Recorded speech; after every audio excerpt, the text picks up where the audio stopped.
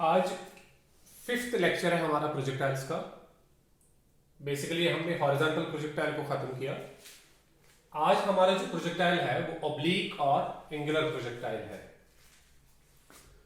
जिसने पहले से वीडियोस नहीं देखे वो इससे पहले की वीडियोस देखेंगे कि हम ऑब्लिक प्रोजेक्टाइल या एंगुलर प्रोजेक्टाइल किसको बोलते हैं और हॉरिजॉन्टल प्रोजेक्टाइल किसको बोलते हैं। वो मेरे पहले वीडियोस में डिस्कस्ड है ऑलरेडी। तो आज हमारे पास जो प्रोजेक्टाइल है वो एक ऑब्लिक प्रोजेक्टाइल है जिसको हम एंगुलर प्रोजेक्टाइल भी बोलते हैं। और इस ऑब्लिक प्रोजेक्टाइल को थ्रो करने का तरीका ये होता है। ये हमारे पास एक्स एक्सिस है जिसको हम ग्राउंड या हॉरिजॉन्टल बोलते हैं, और ये हमारे पास वाई एक्सिस है जिसको हम वर्टिकल बोलते हैं। तो ऑब्लिक प्रोजेक्टाइल वो प्रोजेक्टाइल होता है जिसको आप ऐसे थ्रो करोगे दैट उसकी जो इनिशियल वेलोसिटी है वो कुछ एंगल हॉरिजॉन्टल के साथ सबटेंड करनी चाहिए। लाइक मैं इसको ऐसे थ्रो करता हूं और फिर ये वापस ऐसे आएगा। तो इसका मतलब जो मैंने इसको इनिशियल वेलोसिटी दी है u इनिशियल वेलोसिटी, उसकी डायरेक्शन ये है और वो ग्राउंड के साथ एंगल थीटा बना रही है। और इस थीटा को हम नाम देते हैं this is angle of projection. ये एंगल ऑफ प्रोजेक्शन है, ये इसकी इनिशियल वेलोसिटी है जो थीटा एंगल हॉरिजॉन्टल के साथ बना रही है। इससे पहले जो हॉरिजॉन्टल प्रोजेक्टाइल हमने पढ़ा था उसमें हमने प्रोजेक्टाइल को सिंपली ऐसे थ्रो करके फिर वो ड्रॉप किया था, कुछ ऐसे। इसका मतलब ये है कि इसकी इनिशियल वेलोसिटी की डायरेक्शन जो है that was parallel to the ground, वो ग्राउंड के पैरेलल थी। या हम ये बोल सकते हैं कि जो हॉरिजॉन्टल प्रोजेक्टाइल में हम इनिशियल वेलोसिटी प्रोजेक्टाइल को देते हैं वो 0 डिग्री एंगल ग्राउंड के साथ बनाती है। लेकिन आज के प्रोजेक्टाइल में जो हमने वेलोसिटी दी वो थीटा एंगल बनाती है ग्राउंड के साथ। अब सवाल है कि इससे क्या होगा, इससे क्या डिफरेंस आएगी। जब आप यहां पे प्रोजेक्टाइल को थ्रो करते हो तो आप बोलते हो कि जो भी वेलोसिटी इनिशियल वेलोसिटी प्रोजेक्टाइल को दी गई है वो सारी अलोंग हॉरिजॉन्टल एक्सिस है या एक्स एक्सिस से है। मतलब यहां पे ux जो है वो u के बराबर होता है यहां पे। लेकिन y एक्सिस पे कोई भी इनिशियल वेलोसिटी नहीं दी गई क्योंकि इसको ऐसे थ्रो किया गया है। तो हम लिखते हैं हॉरिजॉन्टल प्रोजेक्टाइल में, जिसका वीडियो आप प्रीवियस वीडियोस में देख सकते हो, कि u = 0। लेकिन यहां पे जो है यहां पे अलग चीज है।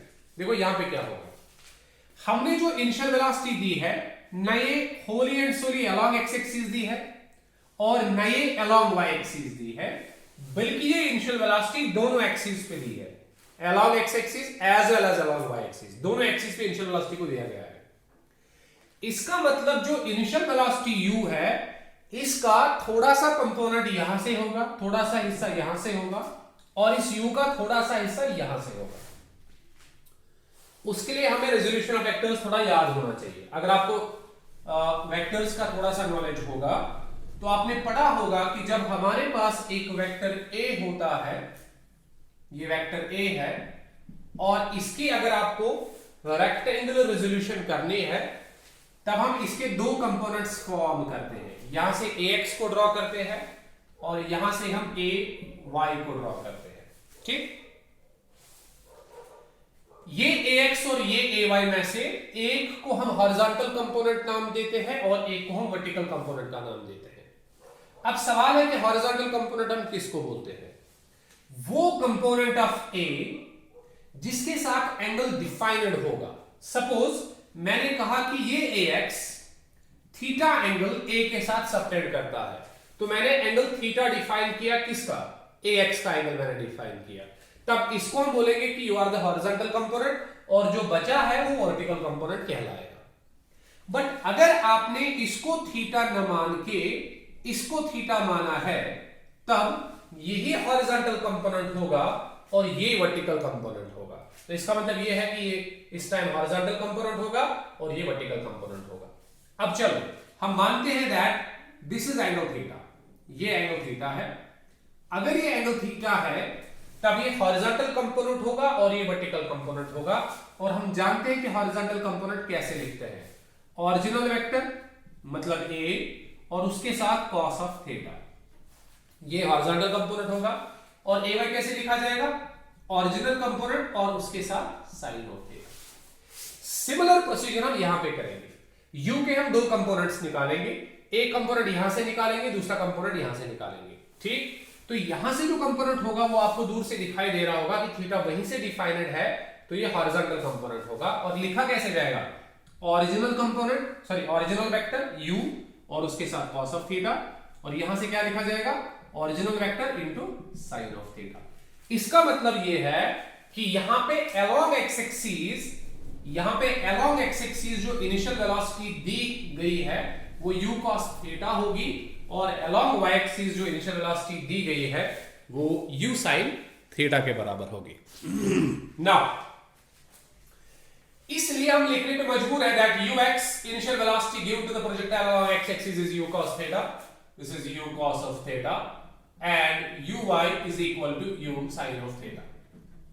अगर आपको याद होगा हॉरिजॉन्टल प्रोजेक्टाइल में क्या होता है, ux is equal to u और uy is equal to 0। और उसके बाद जब आपने इसको इनिशियल वेलोसिटी दी और आपने इसको ग्रेविटी के हवाले किया, तो ग्रेविटी इसको एक्सेलरेट कराना चाहेगी by acceleration due to gravity. तो हम जानते हैं कि ax 0 के बराबर होगा, मतलब ग्रेविटी इसको ऐसे नहीं खींचेगी, वो इसको ऐसे खींचेगी नीचे की तरफ, इसलिए वो एक्सेलरेट इसको करेगी लेकिन अलोंग y एक्सिस। तो ये हम इससे पहले भी हॉरिजॉन्टल प्रोजेक्टाइल में लिख चुके हैं, लेकिन यहां पे मैं इस g के सामने एक नेगेटिव साइन रखता हूं, क्योंकि हॉरिजॉन्टल प्रोजेक्टाइल और वर्टिकल प्रोजेक्टाइल में एक इंपॉर्टेंट डिफरेंस है कि यहां पे मैं बॉडी को ऐसे थ्रो कर रहा हूं, मतलब अगेंस्ट टू द ग्रेविटी मैं इसको चलाना चाहता हूं। ग्रेविटी इसको नीचे लाना चाहती है लेकिन मैं इसको थ्रो ऐसे करता हूं अगेंस्ट टू द ग्रेविटी। जब बॉडीज को अगेंस्ट ग्रेविटी थ्रो किया जाए तब उन बॉडीज में रिटार्डेशन प्रोड्यूस होती है। क्यों? ये ग्राउंड है, आपने बॉडी को ऊपर फेंका, जो ही आप इसको ऊपर फेंकते हो तो इसकी वेलोसिटी थोड़ी थोड़ी कम हो जाती है, क्योंकि इसको ग्रेविटी नीचे पुल करती है, तो इसकी थोड़ी थोड़ी वेलोसिटी डिक्रीज हो जाती है, और हम बोलते हैं दैट इसकी रिटार्डेशन हुई है, that the body is under retardation या नेगेटिव एक्सेलरेशन। इसके पास इस टाइम नेगेटिव एक्सेलरेशन है। दैट्स व्हाई वी से हम जब भी नेगेटिव एक्सेलरेशन की बात करते हैं तब हम लिखेंगे -g, और अगर वापस ही आएगा तब +g। ऊपर की तरफ थ्रो करोगे तो -g, ये कन्वेंशन है, नीचे की तरफ आएगा तो +g, इसलिए मैंने यहां पे माइनस का इस्तेमाल किया है, because we are throwing the body in the upward direction against the gravity. जब भी आप बॉडी को अगेंस्ट ग्रेविटी फेंकोगे तब आप कन्वेंशनली नेगेटिव साइन यूज करते हो, और जब आप in the direction of gravity भेजोगे तब आप पॉजिटिव साइन का यूज करते हो। तो ये डिफरेंस है बेसिकली अभी तक की किसमें, हॉरिजॉन्टल प्रोजेक्टाइल में और ऑब्लिक प्रोजेक्टाइल में। अब हम यूज करेंगे बराबर उसी तरह से, अब हम फिर से वही प्रोसीजर यूज करेंगे कि हम इस 2 डायमेंशनल मोशन को दो अलग अलग 1 डायमेंशनल मोशंस में ब्रेक करेंगे, उसी तरह से जिस तरह से हमने हॉरिजॉन्टल प्रोजेक्टाइल में पढ़ा है। तो जिसने नहीं पढ़ा है, वो जिसने उसका वीडियो नहीं देखा है, मैं एडवाइस करूंगा कि पहले वो वीडियो आप देखें, उसके बाद इस वीडियो पे आए।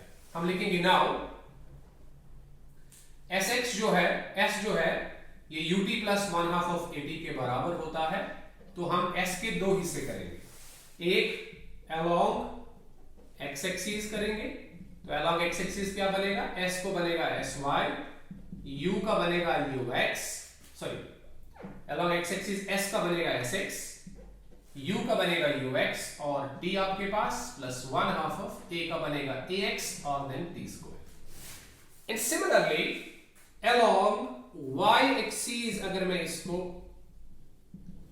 रिप्रेजेंट करूं तो sx विल बी sy, वो होगा uyt plus half of ay t का स्क्वायर, कुछ ऐसे। ठीक, अब सवाल है कि ये t है क्या, ये t इंस्टेंट ऑफ टाइम है जो आप चूज करना चाहोगे। सपोज आपको पूछा गया कि जो इंस्टेंट ऑफ टाइम आप चूज करते हो यहां पे, सपोज ये कहीं भी हो सकता है, यहां पे आप चूज कर सकते हो, यहां पे चूज कर सकते हो, यहां पे चूज कर सकते हो, कहीं भी चूज कर सकते हो। आई सपोज दैट मैंने ये टाइम यहां पे चूज किया है, ये t जो आप देख रहे हो, सपोज यहां से लेके यहां तक टाइम t लैप्स हुआ है, तब आप देख पाओगे दैट इस टाइम t पे इस प्रोजेक्टाइल ने इतनी सारी डिस्टेंस कवर की है along which axis, x axis. तो मैं इसको मान के चलूंगा that it is equal to x। तो ये distance travelled by the projectile है along x axis at time t, और इसी टाइम पे प्रोजेक्टाइल ने डिस्टेंस कवर की होगी कुछ along y axis, तो वो ये होगी, तो ये y axis पे डिस्टेंस y कवर की गई है दिस वे, दिस ये y axis पे। अब सवाल है कि ये x और y कहां पे हम यूज करेंगे, ये हम यहां पे यूज करेंगे। sx क्या है, distance travelled bye the projectile along which axis, x axis, वो हम जानते हैं x है। एंड sy क्या है, distance travelled bye the projectile along y axis, वो हम जानते हैं y है। तो sx के बदले x यूज किया जाएगा, sy के बदले y यूज किया जाएगा, बाकी ux, ax, uy और ay का वैल्यू हमने पहले ही डिटरमाइन करके रखा है। Therefore अगर हम इसको यूज करें sx को, sx is x is equal to ux के बदले क्या देंगे, u cos theta into t plus half of this is half of ax की वैल्यू 0 है, 0 into t square। तो अगर हम लिखेंगे implies x जो है ये बनेगा u cos theta multiplied by t। हम यहां से t की वैल्यू को निकाल के रखेंगे, implies ये x और ये u cos theta डिवाइड हो जाएगा, तो x divided by u cos theta जो है वो t के बराबर होगा। ये हमारे पास x की वैल्यू निकाल के है। सो this is the value of x, जिसको हम यहां पे रखेंगे। ठीक, अब मैं सेम प्रोसीजर यूज करूंगा sy के लिए। सिमिलरली sy क्या है बेटा, y is equal to uy कितना है, u sin theta into t plus half of ये half of ay कितना है, minus g t square। जैसे तो अगर मैं थोड़ा सा इसको सॉल्व करूं, मॉडिफाई करूं, u sin theta into t plus minus minus बनेगा हाफ g t का स्क्वायर। तो मैंने y को भी मॉडिफाई किया। अब मैं t की वैल्यू जो मैंने यहां पे निकाली थी, इसको मैं इस इक्वेशन में सब्स्टिट्यूट करूंगा, देखते हैं क्या होगा। इसको मैं रब करूंगा,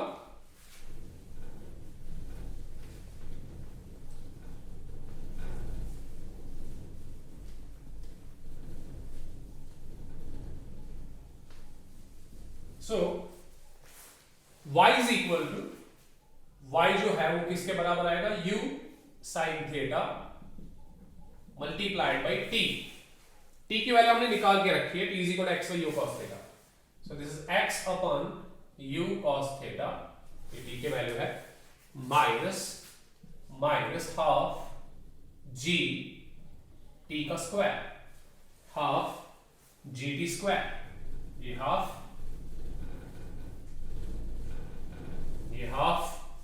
then we have g into t square, x by u cos theta का whole square, x by u cos theta square, this way। It further implies, हम ऐसे लिख सकते हैं, आपको दूर से दिखाई दे रहा होगा कि ये u और ये u हम कैंसिल कर सकते हैं, ठीक है। और y किसके बराबर मिलेगा, y इज इक्वल टू ये x, ये sin theta by cos theta, जिसको मैं अभी नेक्स्ट स्टेप में tan थीटा से रिप्लेस करूंगा, sin थीटा अपन cos theta, minus half g, x को स्क्वायर देंगे तो x का स्क्वायर आएगा, u को स्क्वायर देंगे तो u का स्क्वायर आएगा, cos को स्क्वायर देंगे तो cos स्क्वायर थीटा आएगा, ठीक है। अब देखो, हम इस इक्वेशन को थोड़ा सा सिंपलीफाई करेंगे, सिंपलीफाई नहीं बल्कि हम इसको थोड़ा अलग तरीके से लिखेंगे।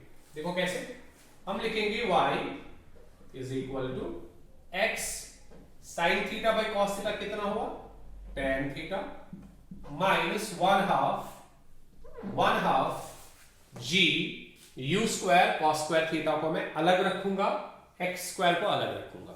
देखो क्यों, मैं बताता हूं अभी। ये g है, डिवाइड बाई 2 यहां पे है डिवाइड में, और डिवाइड में u स्क्वायर है, और डिवाइड में cos स्क्वायर थीटा है। इसको मैं अलग रखता हूं, बचा एक्स स्क्वायर, इसको मैं अलग रखता हूं। ठीक है, ये जो इक्वेशन आप देख पा रहे हो, this final equation, this is basically called equation of second order parabola. ये equation of second order parabola है।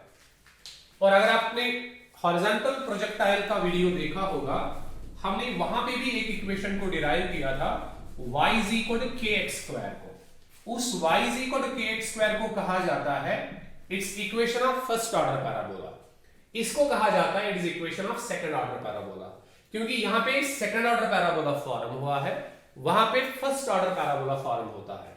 तो एक बार फिर हमें प्रूव हो गया दैट कि टू डायमेंशनल मोशन को अगर आप along x एक्सिस और along y axis separately discuss करोगे तो आपके रिजल्ट्स बिल्कुल सही मिलेंगे, क्योंकि हमारे रिजल्ट्स ने बोला कि अगर आप प्रोजेक्टाइल को ऐसे थ्रो करोगे तभी second order parabolic path follow करेगा। तो हमें मिली भी दैट ये बॉडी एक सेकंड ऑर्डर पैराबोलिक पाथ को फॉलो करेगा या सेकंड ऑर्डर पैराबोला इक्वेशन को फॉर्म करेगा।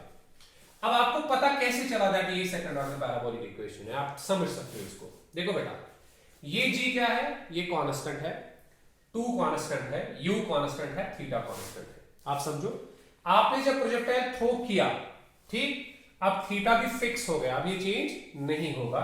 इनिशियल वेलोसिटी भी आपने दी इसको, ये भी चेंज नहीं होगा। g तो ऑलरेडी कांस्टेंट था, ये भी चेंज नहीं होगा। मतलब ये भी कांस्टेंट है, थीटा कांस्टेंट है, तो cos स्क्वायर थीटा कांस्टेंट होगा। इनिशियल वेलोसिटी हमेशा कांस्टेंट ही रहती है। जी हम मान के चलते that it is a constant, जो आप प्रीवियस लेक्चर्स में देख चुके हो। तो दो ही चीजें चेंज हो रही है इक्वेशन की। इस इक्वेशन की दो चीजें चेंज हो रही है, एक तो y चेंज हो रहा है और ये x चेंज हो रहा है। आप देखो, अगर आप इस टाइम को छोड़ के किसी और टाइम पे जाओगे, इस टाइम पे जाओगे जब प्रोजेक्टाइल चलेगा तो टाइम ऑब्वियसली वेरी हो रहा है। अगर आप इस टाइम पे जाओगे तो वहां पे sx की वैल्यू इतनी होगी, मतलब x चेंज हुआ होगा, ठीक है ना। और इसी तरह से y की वैल्यू भी चेंज हुई होगी, जैसे x इंक्रीज हुआ होगा और y डिक्रीज हुआ होगा। पहले y इतना था, दूसरे टाइम पे इतना होगा। पहले x इतना था, इस टाइम पे x की वैल्यू इतनी होगी। तो ये दो चीजें चेंज हो रही है, एक तो ये x चेंज हो रहा है और ये y चेंज हो रहा है, ठीक है।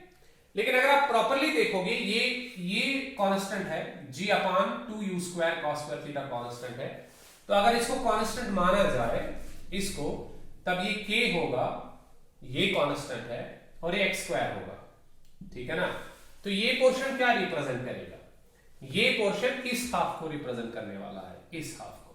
ये वही प्रोजेक्टाइल है ना, इसको यहां से आप देख लो, ये वही हॉरिजॉन्टल प्रोजेक्टाइल बनेगा, ठीक है ना। और ये जो ये हाफ है, इस हाफ को रिप्रेजेंट करने के लिए हमारे पास ये टर्म है। तो ये दो टर्म्स जब आपके पास है तो आपने माना कि ये सेकंड ऑर्डर पैराबोला की इक्वेशन है, या ये equation second order parabolic path को रिप्रेजेंट करेगा, जिसका एक हाफ एक टर्म से रिप्रेजेंट होगा और दूसरा हाफ दूसरी टर्म से रिप्रेजेंट होगा। लेकिन फर्स्ट ऑर्डर पैराबोला में सिर्फ एक ही हाफ रिप्रेजेंट होता है, y is equal to kx square. इसमें दोनों हाफ रिप्रेजेंट होते हैं, and that's why it's equation of second order parabola. तो हमारे पास कॉन्सेप्ट अब मिला दैट जिस तरह से आपने हॉरिजॉन्टल प्रोजेक्टाइल को डिस्कस किया था, बिल्कुल उसी तरह से हमने ऑब्लिक प्रोजेक्टाइल को भी डिस्कस किया। फर्क सिर्फ इतना है कि यहां पे हमें मिला कि it will follow a second order parabolic path, और वहां पे हमें मिला it will follow a first order parabolic path. अब इस इक्वेशन ऑफ पैराबोला के बाद हमारे पास बिल्कुल वही टर्म्स इस प्रोजेक्टाइल के लिए भी डिफाइन करनी है जो टर्म्स हमने हॉरिजॉन्टल प्रोजेक्टाइल के लिए डिफाइन की थी। लाइक हमें डिफाइन करना होगा टाइम ऑफ फ्लाइट, इसका उसकी इक्वेशन क्या है। सेकंड, हमें डिफाइन करना होगा हॉरिजॉन्टल रेंज, इसका हॉरिजॉन्टल रेंज क्या है। हमें डिफाइन करना होगा what is instantaneous velocity, instantaneous velocity, और इसमें और कुछ चीजें हैं जो हमें डिफाइन करनी पड़ेगी, जो उस वाले प्रोजेक्टाइल में नहीं है। लाइक इसमें हमें डिफाइन करना है टाइम ऑफ एसेंट, और इसमें हम डिफाइन करेंगे टाइम ऑफ डिसेंट, और इसमें हम डिफाइन करेंगे और एक टर्म दैट्स मैक्सिमम हाइट। ये सारी टर्म्स हमें इसके लिए डिफाइन करनी है। तो ये वाली पहली 3 टर्म्स जो है ये हमने पहले ही हॉरिजॉन्टल प्रोजेक्टाइल के लिए डिफाइन की है। तो डेफिनेशंस तो यहां पे भी सेम रहेगी जो डेफिनेशंस वहां पे है, ठीक, लेकिन इनकी इक्वेशंस मॉडिफाई हो जाएगी जो हम देखेंगे। और यहां पे इन 3 टर्म्स के अलावा और 3 टर्म्स को हमें डिफाइन करना है। टाइम ऑफ एसेंट के लिए रिलेशन डिराइव करनी है, टाइम ऑफ डिसेंट के लिए रिलेशन डिराइव करनी है और मैक्सिमम हाइट के लिए रिलेशन डिराइव करनी है। अगर आप चाहते हो कि आपको ये पूरी तरह समझ आए तो आपको पहले जो हॉरिजॉन्टल प्रोजेक्टाइल है उसके ये 3 केसेस जानने होंगे कि हमने उनके लिए ये 3 केसेस कैसे डिफाइन किए। उसका वीडियो है मेरे वीडियोस में, आप देख सकते हो। सो time of flight, horizontal range और इंस्टेंटेनियस वेलोसिटी हॉरिजॉन्टल प्रोजेक्टाइल के लिए अगर आप पढ़ोगे पहले, उसके बाद आपको बिल्कुल समझ आएगा दैट हमने इस प्रोजेक्टाइल के लिए इन चीजों को कैसे डिफाइन करना है। और उसके बाद हम इन 3 चीजों को, ये एक्स्ट्रा 3 चीजें हैं जो हमें इस प्रोजेक्टाइल के लिए डिफाइन करनी है। आई होप दैट आपको ये वाला लेक्चर समझ आया होगा। आप मुझे कमेंट बॉक्स में लिखिएगा कि अगर कहीं पे डाउट होगा तो आप मुझे लिखिएगा, मैं क्लियर करने की कोशिश करूंगा। एंड प्लीज आप इसको सब्सक्राइब कीजिए ताकि आपको नोटिफिकेशन मिलती रहेगी कि मैंने कब अपलोड किया है। अदरवाइज मुझे दूसरे तरीकों से आपको इंफॉर्मेशन देनी पड़ती है कि मैंने वीडियो अपलोड किया है। वंस यू विल सब्सक्राइब तो आपको नोटिफिकेशन मिलती रहेगी। Thank you.